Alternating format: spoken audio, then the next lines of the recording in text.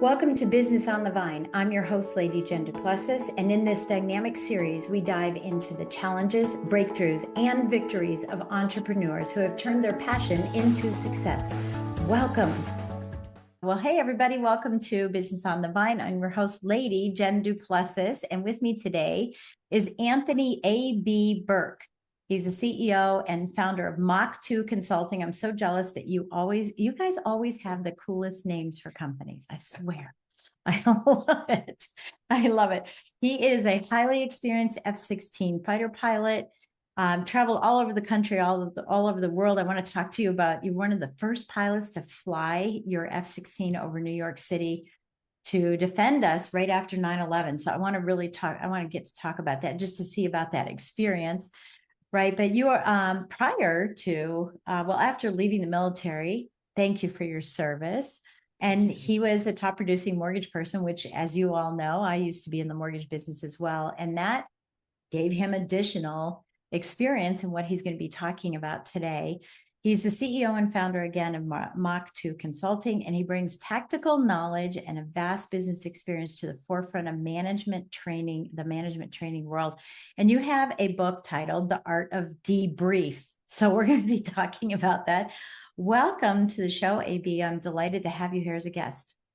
Thanks, Jen. It's great to be here. Nice to meet you. Yeah, you too. We've been having a lot of fun in the green room, just chit-chatting about all kinds of really great things that are out there. But, I know one of the things that you do, coming from being, a pilot in the Air Force, and were you in the Air Force? I assumed that, or maybe you were Navy. Air Force. Yes, okay. 5 years active duty in the United States Air Force. And then I transitioned to the reserves, the California Air National Guard, the 144th Fighter Wing of the California Air National Guard, based in beautiful Fresno, California, where I lived and raised a family for many years. Oh, that's beautiful. Are you there now? Are you still in California? I'm not. I moved full-time to Park City, Utah 3 years ago. Oh, and, I love Park City. I'm a bit of a ski junkie. So Park City really works out well. And it's worked out even better than we imagined. 2 of our 3 adult children have followed us here. And I now have 1 grandchild in Park City as well. So kind of a dream come true. Yeah, I love Park City. I had a retreat there, and we had a blast, and we've been there a couple of times with some friends and everything. Yeah, I mean, look, I told you I was from Colorado Springs. So do you think I ski? Yeah, I think you do. Right. Everybody always says, if you're from Colorado, you were born with skis, right? Oh, that's beautiful. I love that. I love that you're there. Okay. So I want to talk about, what we do here on Business of the Vine is obviously talk about what you do for a living, but we also talk about the strategies that make a business successful, right? Behind the scenes, what is making a business, truly successful. So I want to dive into a couple of different things, and maybe you can stop me if you need to. Okay, AB. Whether you want to talk about your 2 strategies so that we get that covered, and then I can dive into some other questions that might be like that or be in that realm, or do you want me to just ask you one question to get us started, and then you can let me know? Absolutely, Jen. Why don't you just lead us through in any way you'd like? You got it. Okay. So first of all, one of the first things I think about F-16 or any pilot, it's amazing what you all can do, right?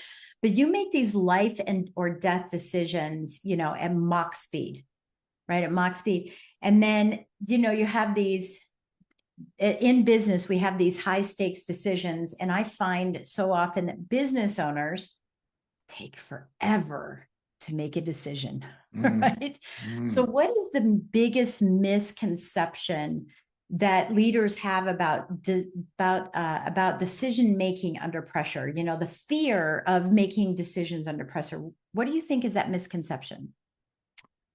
Wow, that's an interesting question. I'd say a couple things. There is maybe a misperception, I think, for both tactical aviators and business leaders. And I like to use a saying, fighter pilots are made, not born. And I think great business leaders are also made, not born. So when you talk about decision making, especially at very high speeds, it's not like we're just doing things on the fly. There is so much training involved to become an F-16 fighter pilot, and really any kind of military fighter pilot. at the very basics, it's about a 2-year commitment between going to officer candidacy school, going to Air Force pilot training, which is a year long, going to a couple survival schools, and then going to a specific school for the airplane you're going to fly, which in my case, the F-16 was another 7 months. And then when you show up in your first operational squadron, you're considered kind of the new guy. And now, of course, that can be the new gal too. Right. Um, and that's when the learning really starts. And so every decision that we make in the air is something that we probably trained for on the ground, whether it was through ground training, whether it was through flying in a simulator. And particularly as you talked about, business people having to make tough decisions, we talk a lot as we prepare for a mission. We spend a lot of time talking about contingency planning. We plan out a mission as though everything is going to go perfectly. We brief our team how we'd like to see it go perfectly. And then the last thing we do is we rip that plan apart and we talk about all the possible contingencies or what ifs. Right. So when those things happen, I consider threats things we can control. For example, an SA-2 SAM site. That's something I can either avoid or probably take out. Contingencies are things we can't control. What if the weather changes? What if the air refueling tanker doesn't show up? What if I get shot down on the way to the target area and you've got to lead the mission? Those are things that we plan for in advance as contingencies so that when they happen, we're not fumbling around. We've already thought about these things. We've already made the decision and we know exactly where we're going to go to keep us moving forward. So I hope that answers your questions a little It bit. does. Yeah, it Yeah. does. It's plan, prepare, present, produce, all those pieces. Like it's doing that. Okay. So as you're speaking about this, weather was the first one that came to my mind, but as you're speaking about this, I'm trying to be the person who's listening, right? For those of that are listening, you're saying, oh, it sounds like a lot of work, right? Now I know that when we just had an incident recently where we got to see how our military functions and what they can do, and it's just incredible, and we're at awe with it. So what do you say to the business owner who's like, yeah, that's a lot of work, I'm just a little guy, I don't really need to have all that preparation, all those contingency plans? What do you say to someone like that? I think my first reaction is, being a great leader takes a lot of work. Yeah. And if you're happy to have your $5 million business and keep moving along at 5 million or 1 million or 10 million, wherever you are, maybe you don't want to do the work to continue to grow. But I think most of us are constantly striving to get just a little bit better every day as leaders, as business people, as spouses, as friends. And so I think being a great leader requires an investment on your part and preparing every day so you can lead. And I think what most leaders will find is if you show up prepared, you won't believe the impact it has on your people because they no longer can be flying by the seat of their pants either. They realize, wow, my boss is up here and I want to get there too. So, Yeah. you set the standard in your business. And one of those standards is, not mailing it in, not just taking for granted. I've been doing this for 10 years. I'm so good at it. Everything's going to go smoothly. I really think it comes down to preparation.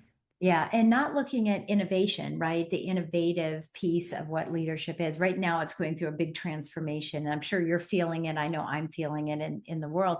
And just, saying, well, for example, I just want to fly this F-16 from 1995 and I'm comfortable in it and it goes fast and I know how to use it. So I'm just going to stay here Mm. versus, hey, what are the other things that have come out?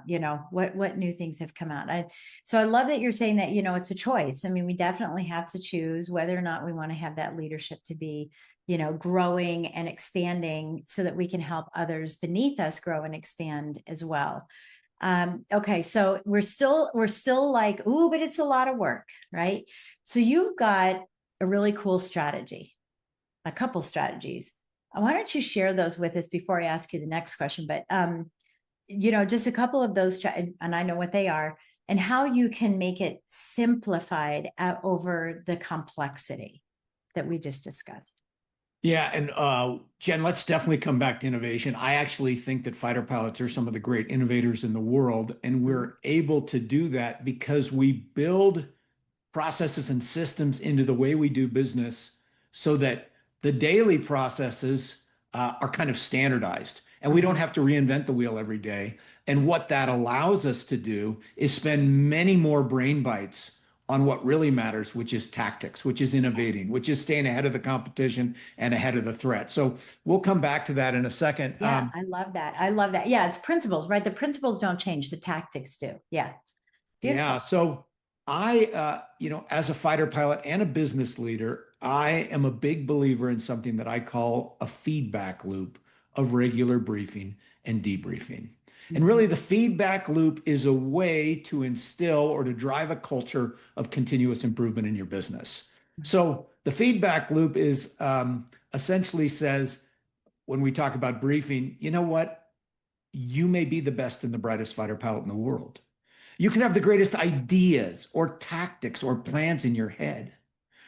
But if you haven't found a way to communicate your great plans, your great ideas to the people who are going to be flying with you, or of course, in your listeners' world, the people who are either working for you or with you, then all of your ideas will be for naught because you'll be flying solo and so will your wingman.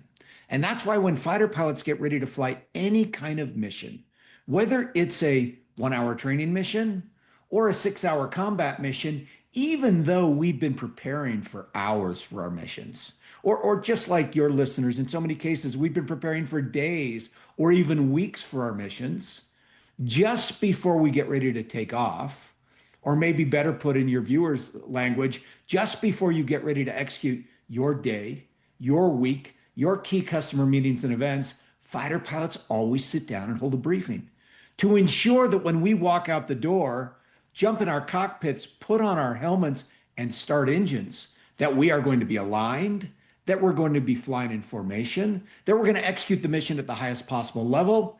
And I think in both of our worlds that the mission's going to be safe. So that's briefing. And I love talking to business leaders about the power of briefing to help you get your team aligned, flying in formation, and get people executing at the highest possible level every day. So we can come back to that. Yeah. Yeah. So it's that circle of debriefing and briefing, on both sides. Why do you think organizations resist? This is what I was going to ask you anyway. Like, I know that you believe in the debrief and the brief, but why do you think organizations resist this so much? And what do you think it's costing them to resist it? What kind of money is being left on the table? Yeah, great question. I think, like we talked about before, being prepared. Let's just talk about getting in front of. You got a lot of salespeople or people who are driving sales on your viewership. When you get in front of a client, you have two choices. You can drive up in your car with the radio going, being on your cell phone, shut off the car, grab your stuff, keep talking on the phone, head into the office. There's the receptionist. Hey, I'm here to see John. Yeah, okay, I'll sit there, continue on your phone, and just kind of have this feeling like, I've been doing this for 20 years. I'm good at it. I know John is going to go great. That's one way you can approach it. The other way is you can take just a little extra time and say, before you even get out of your car, turn off the car, turn off the radio, shut off your cell phone and say, all right, I'm getting in front of John. Yeah, I've been working with him for 10 years. But let's just do a quick briefing in my head, either by myself or with the people I'm going to be presenting with, to make sure we're aligned and we're going to nail it. So what's the scenario here? Why are we getting in front of John today? What are our objectives? What would we like to accomplish by the end of this meeting in 1 hour? Is it A, is it B, is it C? What are the biggest threats or roadblocks that could prevent us from accomplishing our objectives today? Yeah. What assets do we have to overcome those threats and accomplish the mission? And then what are the roles and responsibilities I want people to play so that we overcome those threats and accomplish our objectives? And now we're talking about, here's how a perfect meeting will go. And then once I've kind of imagined or reconfirmed perfection in my mind. Now, as I said before, now it's time to rip that plan apart and talk about all the possible contingencies. What ifs? We're planning on having 60 minutes with John. What if we only get half the time we expected to get? How Mhm. are we still going to be effective? We're planning on John, the decision maker, showing up at the meeting. What if he doesn't show up? What if John doesn't show? Yeah. How are we still going to be effective Yeah. and take something away here? What Hmm. if, what if, what if? Okay, that may have just been a 3 minute or 5 minute or 10 minute discussion or briefing, but now my mind is right. Now I'm ready to go nail it. So that's the first part of the feedback loop. Now, the second part is equally important, if not more important, and that's this idea of debrief. Fighter pilots have a saying, Jen, and that is, I really don't care how good we think we are. I, I don't care how well we planned. I don't care how good our technology is. And I really don't care how well yesterday's mission went. The fact is, at the end of the day, at the end of the mission, no fighter pilot has ever flown the perfect mission. And I Hmm. think it's probably fair to say there's not a viewer on this podcast that's ever going to have the perfect day, week, customer Yeah. interaction, or event. And that's Hmm. why when fighter pilots are done executing our missions, we always, always, always call timeout and hold a debrief. Hmm. So we can learn from both the mistakes and the victories of today's mission, and we can continue to improve as individuals, certainly as a team, but maybe most importantly, so as leaders, we can call time out from time to time, create a safe environment, and get our people and maybe our customers to give us the honest real time feedback we need to keep us ahead of the threats, ahead of the competition, and ahead of the inevitable change that's going to continue to come our way. Yeah. Beautiful. Beautiful. I love that. We used to do that in lending all the time. And, we do, 50, 80 loans a month. And we would debrief at the end of the month because we were just so frazzled. But we would debrief it or at the beginning of the following month and say, what went right? What went wrong? What do we need to improve on?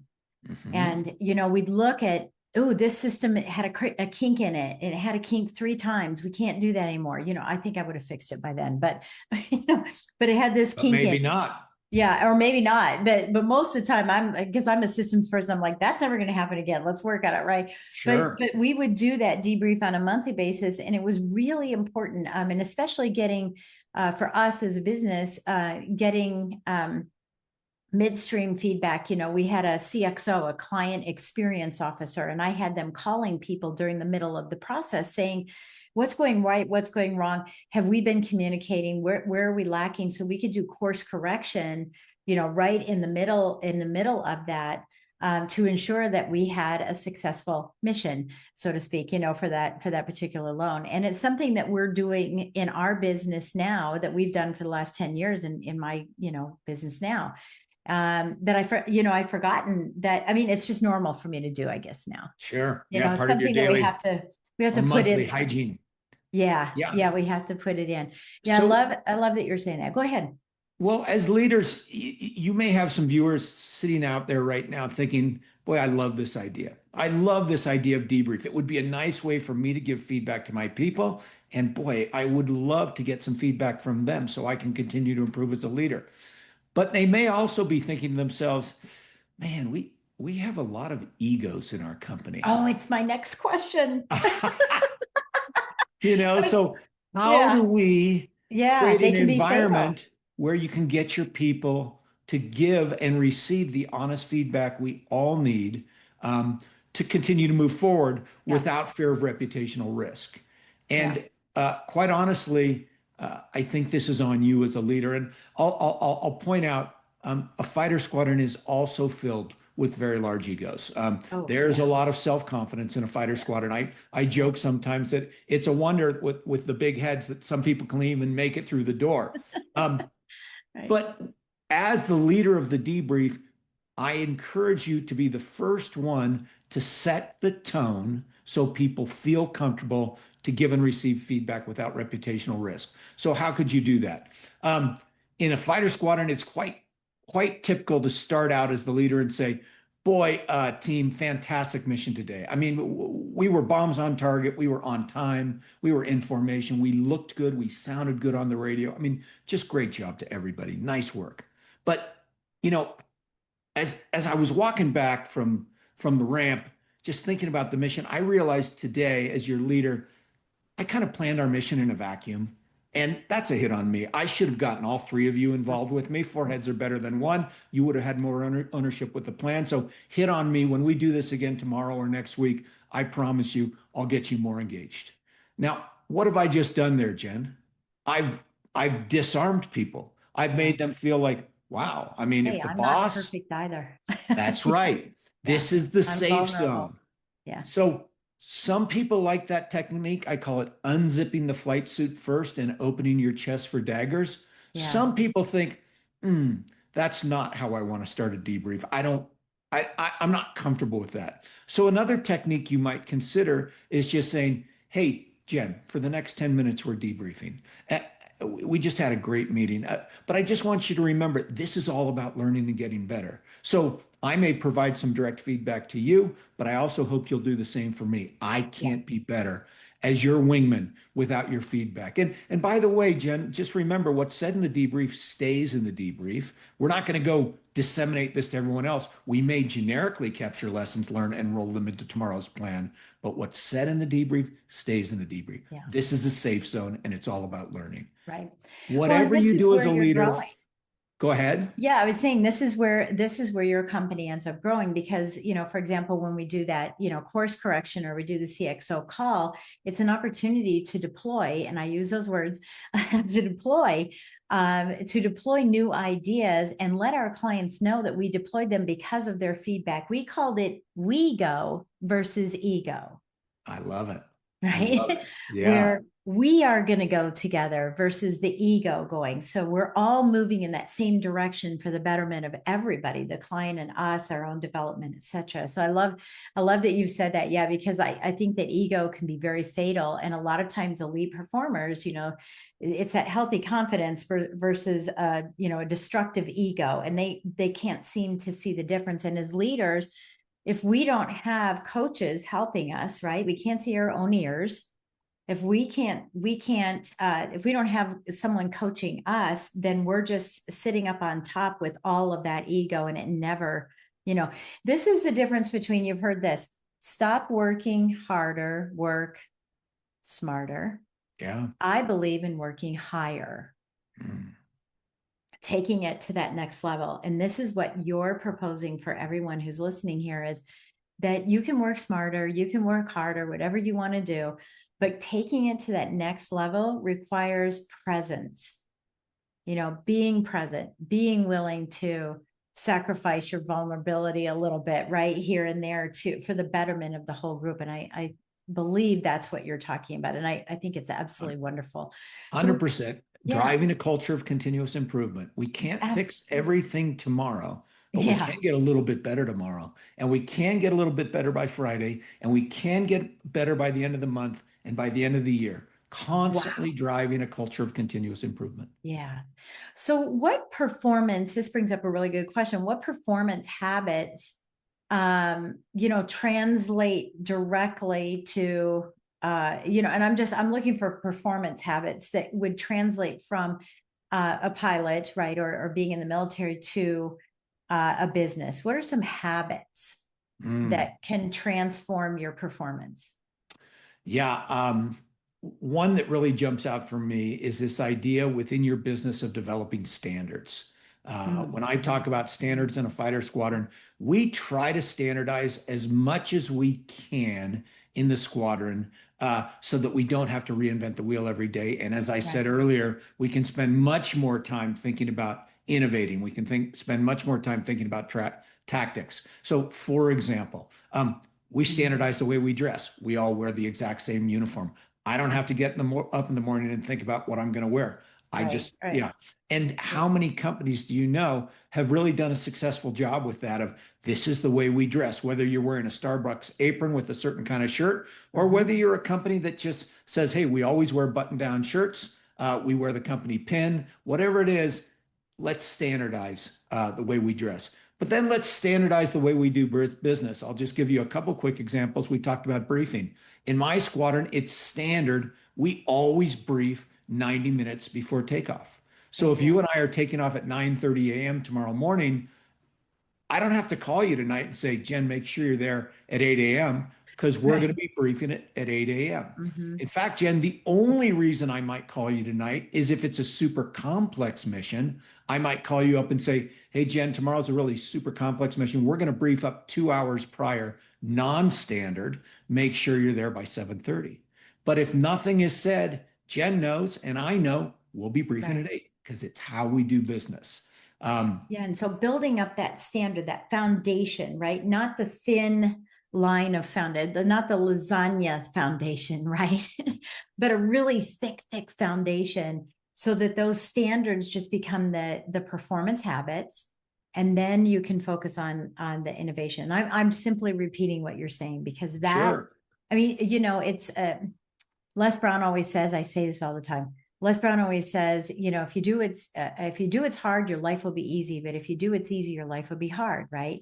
Doing what's hard is creating and building that foundation so the rest of it can be easier, more fun to execute, right? There's a lot more growth in that execution and expansion as opposed to rebuilding, saying, it's too hard to do that. It's too much work to do that. So you're going to rebuild every day. You're going to chase down problems every day. Problems are going to chase you every day as a result of it. Would you agree? Or what are your thoughts on that? Well, I would agree. And, hey, standards are not regulations. They can change. So, but as a company, as a leader, I think we can, if we're effective, we can say, team, this is the standards we're going to be using for the next month, the next 90 days. But here's my promise to you.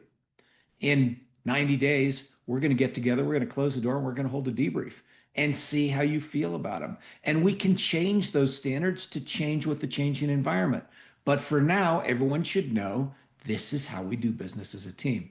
And Yeah. I'll throw out an idea for you as business leaders, if while you're planning, whatever it is you're planning for, whether it's a customer meeting, whether it's the way you're going to attack the next quarter, I call it the 4 Ds of decision making: debate, decide, do, debrief. Mm-hmm. When we're coming up with a plan, I want to get as many people involved as possible, And the and I decision. want to debate Mm-hmm. openly. Yeah. Meaning, Jen, I don't care if you're the newest person in the company. I want you to advocate with passion what you believe is the correct course of action. And I'm going to do the same. Mm-hmm. So we may disagree, we may argue, we may fight. At some point, everyone will know at the beginning, in this case, AB is going to make a decision. And when I make a decision, I will brief the group on exactly how I expect them to execute. And then we will all do the same thing. Mm-hmm. Nobody gets to go back to their team and say, AB made a decision. I think it's kind of a lousy decision, and we're probably You going to had just your do our own voice. thing. Yeah, that's Yeah. cancer in your organization, Right. right? So Right. we're all Absolutely. going to do the same thing. Now, here's the good news. I know it's not going to go perfectly. So a month from now, we're going to get back together and we're going to debrief. And once again, when we debrief, I want you to advocate for what you believe. Hey, a lot of stuff went really great, AB. There's a couple things that really aren't working out. Let's talk about them. We will take those mid-course corrections and then we will continue to move forward again. Yeah. Debate, decide, do, debrief. I love that. Great soundbite. Great soundbite. Yeah. Thank you. Great soundbite. So, as you were talking about that, I wonder if I think I lost my question in that. I was just thinking about the debate debrief. Okay, well, that's okay. I'm going to go on to something else and maybe it'll come back. But, as we're kind of wrapping up our time, where's the biggest breakdown that you think happens in execution? Is it in leadership? Is it in communication? Is it in KPIs or accountability, not having that? Where does, because it happens on the football field, right? Everybody does a huddle. There's your brief, right? Going, okay, we're all on the same page. We all know what we're going to do, and then it just falls apart, right? So where do you think that it happens in business? Because obviously it doesn't go as fast as a football game. Do you think it's mostly in communication, mostly in leadership, or mostly in accountability? And maybe you have a mostly other area you can tell us about. I think many of us are very good planners. I think many of us are very good communicators. But when it comes time to execute, at least in my mind, one of the biggest things that prevents great execution is what I call clutter in your cockpit.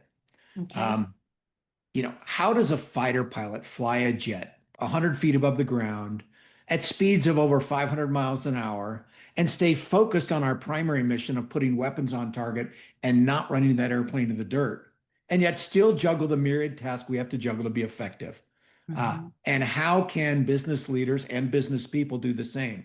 How can you stay focused on your primary job of, hitting your sales numbers or hitting your goals and providing outstanding client service, and yet still juggle the phone calls, the voicemails, the emails, the special projects, the I can't come personal to work issues today. Yeah.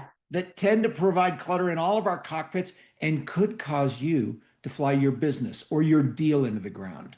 Mm. So I have some very specific techniques that I recommend people use to recognize and eliminate clutter in their cockpit so they can continue to execute at a high level and stay focused on what really matters. Yeah, that's awesome. Oh, awesome. Okay. So, and I know you have that available somewhere. We'll hope that you have that available somewhere. Yeah, I think that that's, a very important part of, leadership is making sure that you're staying present, making sure that you're staying the course with all of the things that are happening all around you. It's just, it's impossible. And that's where I see that people, start and stop all the time. They're going to start and then stop. And most of the time, what I'm seeing, and I want you to speak to this, is that when they start, and they start executing and they're stopping because they think their plan wasn't good enough. So they go back to the drawing board and they're leaving money on the bank. So that perfection prevents profits, right? Mm. And I know we want to be as perfect as possible, but that perfection is, oh, it's not in the execution. The problem is my plan was bad. How do you recognize the difference? Mm. Boy, when it's go time, I think I mean, planning is one thing, and there is not going to be a perfect plan. Um, when it's go time, when it's execution time, at least in my world, because we've not only briefed the plan, but we've also talked about contingencies, these things that could mess up our plan, these things that we can't control. I think we're much more effective at pivoting, at being flexible, at Mm-hmm. adapting to sudden changes because we've thought about them, we've talked about them, we've talked about not only what if they happen, but what we're going to do. Uh, and so I'd say two things. One, yeah, you're never going to have a perfect plan. Things aren't going to go. What is it? Mike Tyson said everyone has a plan until they get punched in the face. Right. Right. Yeah. But let's brief what happens if we get punched in the face and let's come up with a plan to keep moving forward. And then let's remember, keep pushing forward, knowing full well that at the end of the day, at the end of the meeting, at the end of the mission, we will call timeout and debrief. And now we can talk about it, not forever, 30 minutes, maybe an hour if Right. needed. Let's Yeah. get Don't some start lessons all over. learned and keep moving Yeah. forward. Don't let it. Yeah. What, Mo- tell us really quickly about your experience with 9/11. Tell us about that experience. I don't want to ask you how you felt or anything. I want to just be at, what do you tell me about that experience? Yeah, I'm sure all of your viewers remember where they were the morning of September Yeah. 11th, 2001. I certainly remember where I was. I was driving a rental car to the Burlington, Vermont International Airport. At that time, I was CEO and president of a global training organization. And on the 10th of September, I'd spent the day up on Lake Placid, New York, working with a group of investment bankers. Uh, They'd invited me to dinner. I spent the night there. And the morning of the 11th, I was on my way to catch a 9:30 a.m. United Airlines flight from Burlington out to Denver, where I was going to be working with another client. At that time, I was also an F-16 pilot with the 144th Fighter Wing of the California Air National Guard, where I lived and had a young family. And of all the crazy things, Jen, back then, believe it or not, I was also a United Airlines pilot, Oh first my, officer based in San Francisco. right. Oh my gosh. So when I got on that 9:30 a.m. United flight, I came onto the airplane. I turned left as I always did. I walked up to the cockpit, really a professional courtesy, saw the captain sitting in the cockpit and said, "Hey, Captain, good morning. Major Anthony Bourke, first officer based out of San Francisco. Sir, I'm riding with you today, sitting back in seat 2 Alpha. Just wanted to say hello." And the captain, very casually looked over his shoulder. He said, "Hey, man, thanks for saying hi. Sit back, relax, enjoy the flight." Right. I said, "Sir, I'll do that, but coming on board today, I heard something crazy on the radio. I Oh, heard yeah, about because some I'm guy thinking that 9:30. Yeah. 9:30, yeah, very Yeah. interesting timing. Yeah, Right. I heard about some guy that flew his airplane to the side of the World Trade Center. I was just wondering if you'd heard anything about that." And the captain looked at me and he said, "Yeah, man, I did hear about that. I sure hope that guy's okay." And amazing, Jen, this is exactly what I was thinking. Military and airline pilots have a very affectionate term we use for light airplane pilots, like Mhm. Cessna 182 pilots. We Yeah. call them flaps, Yeah. which is Yeah. FLAP, stands for flipping light airplane pilot or something just like that. Right. Right. And literally, we were both thinking, man, what That's kind what of it was. Cessna 182 would have flown into the side of the World Trade Center? How bad did they get hurt? That was the end of our conversation. I went back and I Mhm. sat in my seat. About 10 minutes later, the first flight attendant came up to my seat. Very uncomfortable conversation. She looked at me and she said, "First Officer Burke, the captain would like to see you in the cockpit." Oh, Very unusual just haven't before even moved. Right. we hadn't even moved. No, Yeah. I set down the newspaper. I went back up in that cockpit. I think this is a very tight space. So now it's me, the captain in the left seat, the first officer in the right seat, the first flight attendant by my side. The captain leans back. He closes the cockpit door. Oh He my God. hands me a piece of paper that has just come off the onboard printer. I Wow. look at it. It's from our United Airlines corporate headquarters, and it says, "We've experienced a major catastrophe. Mm. We've activated the Emergency Operations Center. Stand by for further words." Now, Jen, I'm telling you, still, no one in that cockpit had any possible idea of Right. what could have happened to have United Was that corporate. standard operating procedure? Like if there was a catastrophe, a plane had, gone down or something, or was it, this is something different? We really didn't know. Yeah. Honestly, I was a Yeah. pretty new United pilot. I'd never even heard of the Emergency Operations Center. Right. Yeah. But, Wow. 5 minutes later, our flight was canceled. I got off of that airplane. I walked out in the terminal and I saw on the television monitors what all of your viewers saw. Right. And my first reaction was probably the same as so many of your viewers. I said, "My gosh, Yeah. how can I help?" Yeah. So I immediately, I figured out very quickly that there was an F-16 squadron right on the other side of that field in Burlington, the 134th Fighter Squadron, the Vermont Air National Guard. So I picked up the phone, I called their squadron commander, and I said, "Hey, good morning, sir. Major Anthony Bourke, F-16 pilot, 144th Fighter Wing, California Air National Guard. Sir, I'm stuck here in Burlington. Just saw what happened on the TV. Was wondering if I could help." Long silence on the other end of the line. He Yeah. said, "You're an F-16 pilot?" I said, "Yes, sir." He said, "Do you fly the Block 25?" Now, this is the exact variant of F-16s that we flew 3,000 miles away in California, and there are many. "Yes, sir." He Thank said, goodness. "Dude, what size boots do you wear?" He said, Oh my "I've just gosh. been tasked to fly Homeland Defense 24/7 over New York City. Wow. I've only got 11 pilots here right now. I need 12 pilots to do the mission. I can't do the mission without you. Yeah, Get because you her need every over two here hours. as Yeah. quick as you can." Yeah. So to make a long story longer, I jumped in a taxi. We sped around the field, came on a new base, and just a few hours later, I found myself taking off in a jet I'd never flown, flying with a wingman who I'd never met, flying in airspace that I'd never flown in. And Right. yet I felt like I was flying that mission for the 100th time. And Jen, that goes back to the beginning of our conversation. This is the power of the training and the standardization that we've developed, not just in the Air Force, but in the Army, in the Navy, in the Marine Corps, in the Coast Guard, that Yeah. you can plug and play people anywhere in the world under the most challenging circumstances and get them up to speed and executing at a high level like that. Yeah. That is That's truly beautiful. awesome.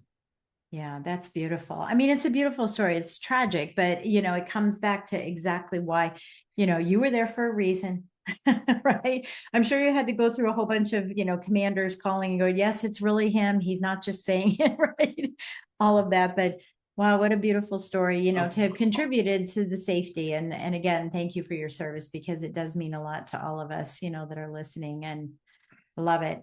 What is Thank on you. your Thank heart you, right Jen. now that you'd like to leave for a listener, for a business owner who heard what you had to say today? What's on my mind right now is, and I think we're all dealing with it, is the uncertainty that we're all thinking of, as whether it relates to tariffs or rapidly changing policy, potential conflicts in different parts of the world. And, the way I'm thinking about this is hang in there. You know, things are tough, they're confusing. Your customers are a little confused and scared. Maybe you're a little confused and scared, Be the but leader. keep doing what's made you great. Yeah. Stay the course. Don't give up. We will get through this and you will continue to be successful.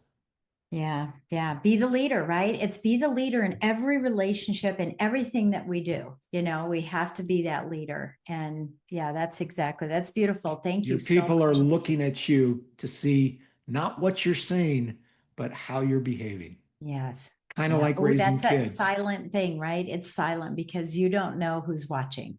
My mom used to say, act like I'm watching you all the time.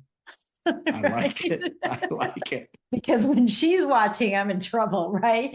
She's like, Yeah. you Yeah. always act like I'm watching you. You say, because I'm going to be in there. I'm going to be saying something about it. I love it.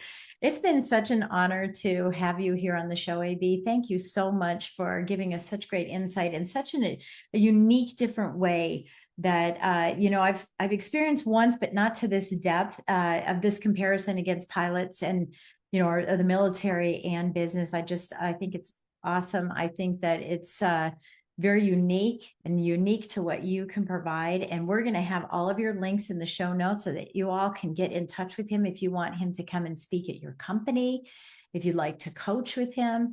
All those opportunities will be in the links below. So thank you again for joining us today. And AB, thank you for being a guest. Great to meet you, Jen. It was a real pleasure, and I look forward to our paths crossing again. Oh yeah, they definitely will. So don't forget to head on over to YouTube. Make sure that you're subscribing so you can see all of the podcasts, all of the TV shows, all the stuff that we have going on over there. We love your input. We love your insight. So feel free to reach out to me anytime and say, hey, can you bring someone on that talks about X, Y, and Z? And we will find that person and we'll bring them on. So until the next time, I'm Lady Jen Du Plessis. We'll see you again on Business on the Vine. All right. Thank you. Thank you for joining us on Business on the Vine. If you found value in today's conversation and would like additional support, go to supportfromjen.com. Remember, the best ideas are always discovered on the Vine, so keep innovating, stay inspired, and continue to grow.